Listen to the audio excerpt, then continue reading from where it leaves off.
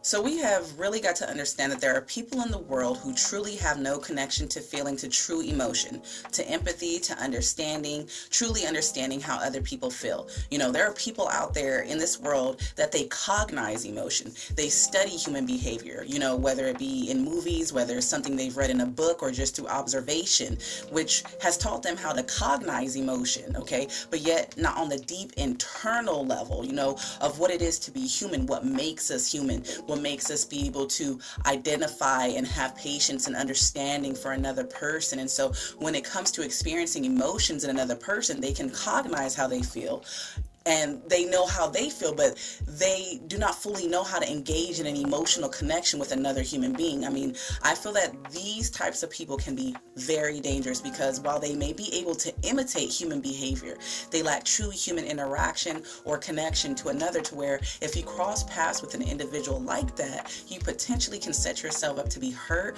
to be lied to be betrayed, and things of that nature. Because a person who was not fully in touch with their own, or a person who was not fully capable of understanding the gravity of which their own actions, their own words, and how they affect another person will be lost. When it comes to how to treat a person, they, though they may cognize emotions, though they may cognize and they may, be able to act out, maybe the necessary responses, it does not mean that it's in alignment with how they truly feel. They still lack the emotional intellect and the emotional fortitude to genuinely and truly be able to fully learn from experiences that emotions have to offer when you surrender to them and you allow yourself to feel. I mean, I'd even be willing to say that a person who is all instinct and logic and no emotion is one step away from being some form of a predator. They can only know how they feel. They can only see things through the lens of how they feel. And again,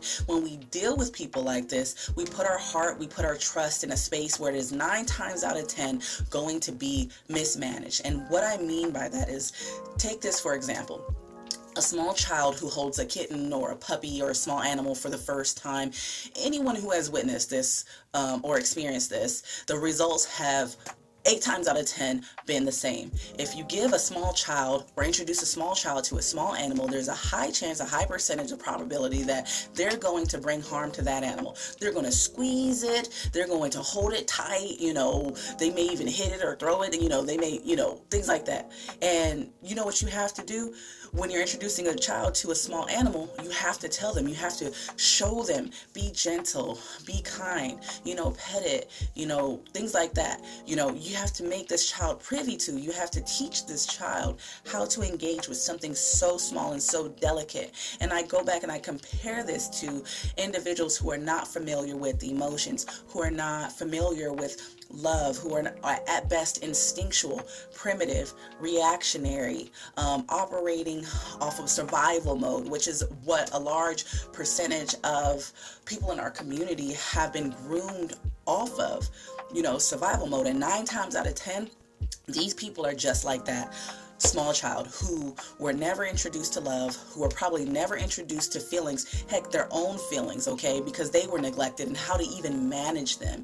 They were shown poor examples of others, by others, and how they themselves mismanaged not only love, but their own emotions. And maybe even television was their teacher, porn, romance movies, things of that nature, of quote unquote love and affection and things of that nature. So it's easy for a lot of people to give themselves to others who take on such of appearance and who can act it out, what may appear to be affection, emotion, and emotional intelligence and things of that nature. They come off very charismatic, and we just have to start doing better when it comes to involving and wanting commitment and things of that nature from people who have been cultivated and groomed this way, because we're actually setting ourselves up for disappointment by having such a high expectation. Everyone was not raised the same way. Everyone was not cultivated the same. Everyone was not emotionally invested into the same way when they were children. And so when we're looking for something as mature as commitment, stability, security, and longevity with the person, we really have to do our homework. We really have to be patient. We really have to observe how others deal with rejection and deal with disappointment, how others deal with being alone, and maybe even you needing alone time, and how they deal with their parents or the opposite sex. We really have to pay attention to and ask questions to people, and not only just ask questions, but really give time for seeds to germinate in others when we are expecting more or wanting more out of them, and we're looking to invest more of ourselves into another human being who may not have the wherewithal, the capacity to even again hold something so delicate, you know, as your love and as your trust. So I'm saying all that to say, be mindful of who you share your heart with, who you invest, who you expect trust out of, and who you invest that into, because you never know what you're dealing with. And you always want to make sure that you have a strong connection to yourself, to your intuition, have your own intuition and things like that. And don't bypass what you see. Don't overlook it. I'm a firm believer that the benefit of the doubt can very well be a double-edged sword, and so just be mindful, and really, really pay attention to just what you choose to invest your time and energy, and especially something as delicate as your heart into. Peace.